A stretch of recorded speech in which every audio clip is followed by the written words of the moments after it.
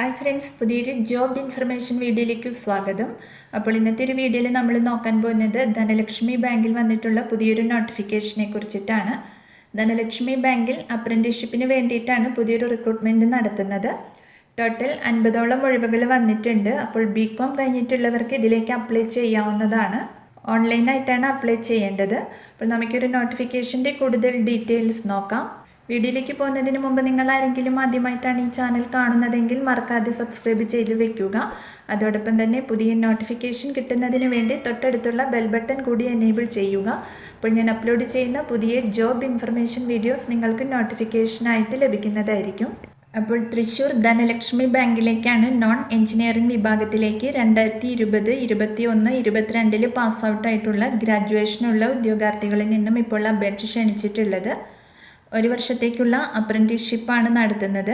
അപ്പോൾ ഏതെങ്കിലും സ്ട്രീമിലുള്ള ഒരു BCom കഴിഞ്ഞിട്ടുള്ളവർക്ക് ഇതിലേക്ക് അപ്ലൈ ചെയ്യാവുന്നതാണ്. ടോട്ടൽ 50 ഒഴിവാണ് വന്നിട്ടുള്ളത്. മന്ത്ലി സ്റ്റൈപ്പൻഡ് 9,000 രൂപയാണ് ലഭിക്കുന്നത്.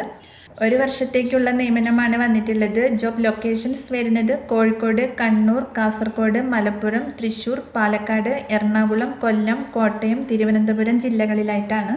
ഇതിൻ്റെ മിനിമം എഡ്യൂക്കേഷണൽ ക്വാളിഫിക്കേഷൻ വരുന്നത് ഏതെങ്കിലും റെക്കഗ്നൈസ്ഡ് യൂണിവേഴ്സിറ്റിയിൽ നിന്നും 60% മാർക്കിൽ കുറയാതെയുള്ള BCom ഗ്രാജുവേഷനാണ്. അപ്പോൾ BCom ഗ്രാജുവേഷനൊക്കെ ഉള്ളവർക്ക് ഇതിലേക്ക് അപ്ലൈ ചെയ്യാവുന്നതാണ്. എഞ്ചിനീയറിംഗ് ഗ്രാജുവേറ്റ്സിന് ഇതിലേക്ക് അപ്ലൈ ചെയ്യാൻ കഴിയുകയില്ല. അപ്പോൾ താല്പര്യമുള്ള ഉദ്യോഗാർത്ഥികൾക്ക് ഇതിലേക്ക് അപ്ലൈ ചെയ്യാവുന്നതാണ്.